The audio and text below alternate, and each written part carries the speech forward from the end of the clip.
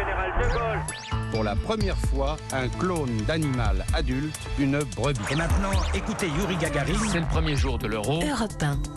7h24 sur Europe 1, c'est l'heure du jour où votre plongée quotidienne dans la boîte à souvenirs d'Europe 1. Bonjour Laure d'Autriche. Bonjour Dimitri, bonjour à tous. Alors il y a 54 ans, 28 mars 1969, mourait le président américain Dwight Eisenhower, Ike, 10 ans plus tôt.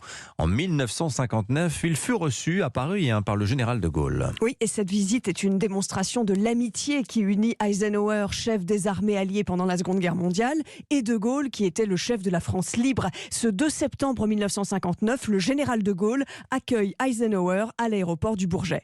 Monsieur le Président des États-Unis, nous sommes très heureux de vous voir, car nous vous connaissons bien. Vous êtes le chef à jamais glorieux des armées de la liberté. Et puis vous êtes un homme d'intelligence, un homme de cœur, un homme d'honneur. La guerre 39-45, tout le monde l'a alors encore à l'esprit. Paris a été libéré seulement 15 ans plus tôt. Eisenhower est donc accueilli en héros. 101 coups de canon sont tirés. Il est acclamé par la foule sur les Champs-Élysées.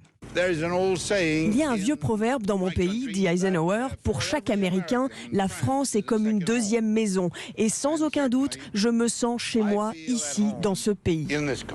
Et au-delà de la simple courtoisie, cette affection entre deux chefs d'État puissants est très frappante à l'époque. Alors quelques heures plus tard, après cet accueil au Bourget, le président américain est encore acclamé à l'hôtel de ville. Oui, alors bien sûr, il y a aussi, au-delà de l'amitié, un enjeu politique dans cette visite. Eisenhower doit bientôt recevoir aux États-Unis le chef de l'Union soviétique, Khrouchtchev, et il veut une Europe apaisée. Quant au général de Gaulle, président depuis un peu plus d'un an, il est pris dans la guerre d'Algérie. Puisque les temps sont difficiles, tout naturellement, l'Amérique et la France ont à se voir et à s'entendre.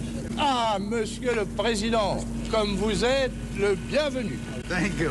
Et depuis l'hôtel de ville de Paris, le président Eisenhower, à son tour, prend à nouveau la parole. J'ai une petite phrase en français. Je vous aime tous.